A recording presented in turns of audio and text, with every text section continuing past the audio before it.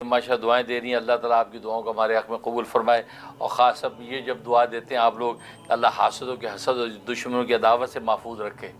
तो मुझे तो लगता है ये आप लोगों की दुआओं से बचा हुआ हूँ कि आप हर दूसरा आदमी ये दुआ देता है, और ये दुआ मुझे बहुत प्यारी लगती है, क्योंकि ख़ुद देखता हूँ सुबह शाम जो है हासिदीन जो है वो अपने हसद से बाज नहीं आते, और दुश्मन जो अदावतों से बाज नहीं आते। ज़ाहिर है कि उनको पता नहीं क्या वही वाली बात है जो सुफियान सौरी रहमतुल्लाह अलैह फरमाते हैं, ला खैरा फ़ी मन ला हासिद लहू, कि उस शख्स में कोई खैर ही नहीं जिसका कोई हासिद ना हो,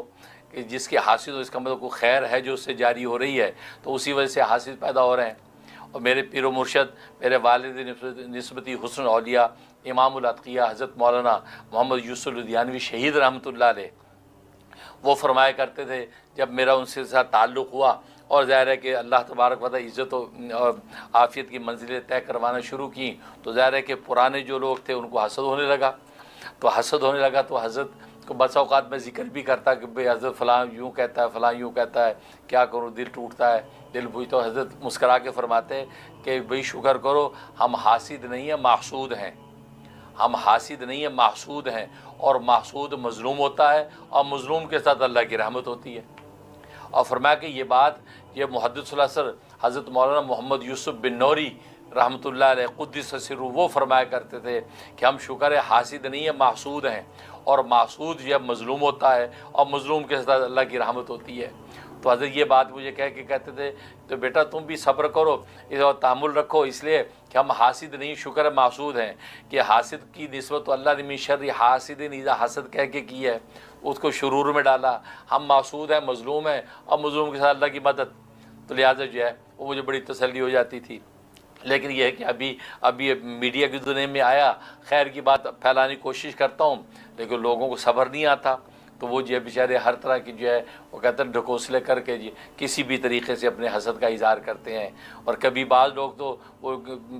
छोटी छोटी बातें लेकर तोहमत लगा के वो वीडियोज़ अपलोड कर देते हैं, और जी ये बात क्या कह दी, और जी ये झूठ बोल दिया, जी वो कर दिया।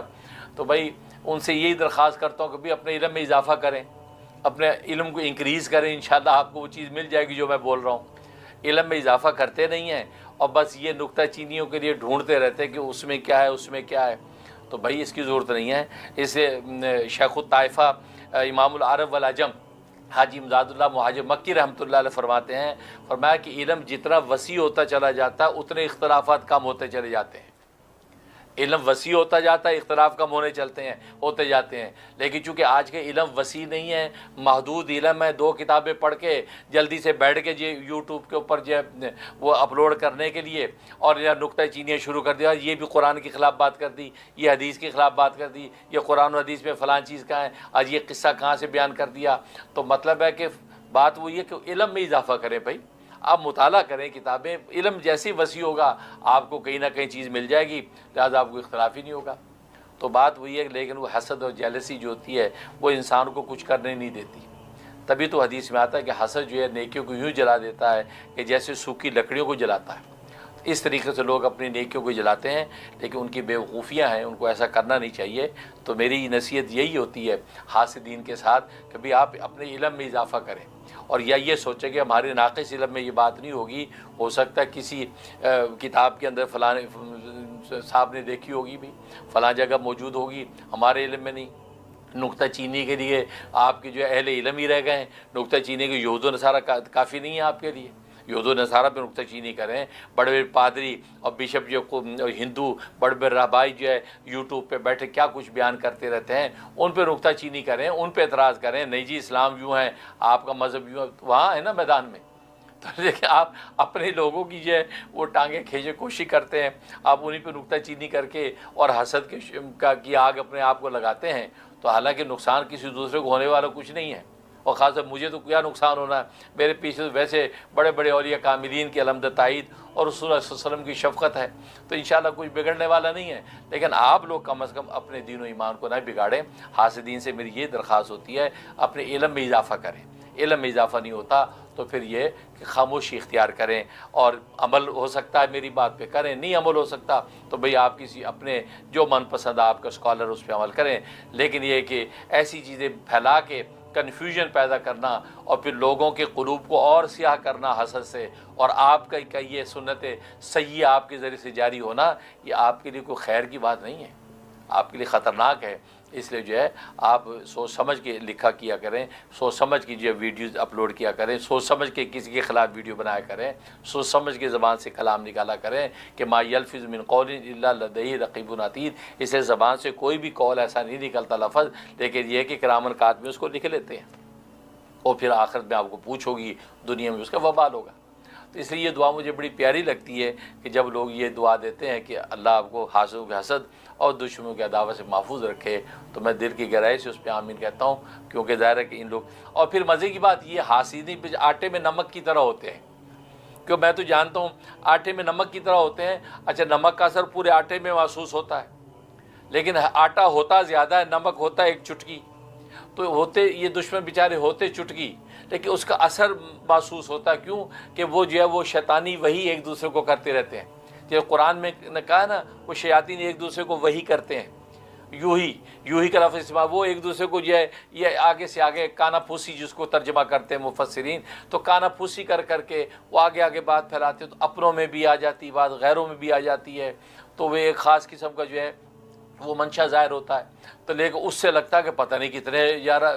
دشمن ہے، حالانکہ وہ آٹے میں یا نمک ہوتا ہے، ان کی کوئی حیثیت نہیں ہوتی، آٹا کثرت سے ہوتا ہے، لہذا ہمارے چاہنے والے الحمدللہ آٹے کی طرح بہت کثیر ہے، لیکن یہ کہ وہ جو ہے حاسدین جو ہے وہ نمک کی چٹکی ہیں، وہ چٹکی کا اثر محسوس ہوتا ہے پورے آٹے میں، ورنہ ان کی تعداد اگر اٹ سیلف دیکھی جائے تو نتھنگ ہے، اور نتھنگ کی دنیا کے اندر بھی کوئی قیمت نہیں، اور اللہ کے ہاں تو خیر کیا مقام ہوگا۔ تو بہرحال ان سب کو اپنی اصلاح کرنی چاہیے، اور باقی مجھے بھی اللہ توفیق دے، تو مجھ میں کوئی خطا غلطی ہے، اور یقیناً غلطیاں ہیں، اللہ ان کو جو فکس کرنے کی توفیق نصیب فرمائے، لیکن یہ کہ یہ سوشل میڈیا کے اوپر ایسی چیزیں پھیلا کے اپنے اہل علم کے بارے میں، اپنے اہل اسلام کے بارے میں آپ جو وہ دوسرے کفار اور باطل لوگوں کو جو ہے قوت دے رہے ہیں، اور اپنے دین اسلام کے اندر سادہ لوگ مسلمانوں کو کنفیوز کر کے، یہ کوئی دین کی خدمت نہیں ہے، بلکہ دین کو نقصان پہنچانے میں آپ کا حصہ پڑ رہا ہے۔ اللہ تعالیٰ ہم سب کی جو اصلاح فرمائے، اور ہم سب کو ہدایت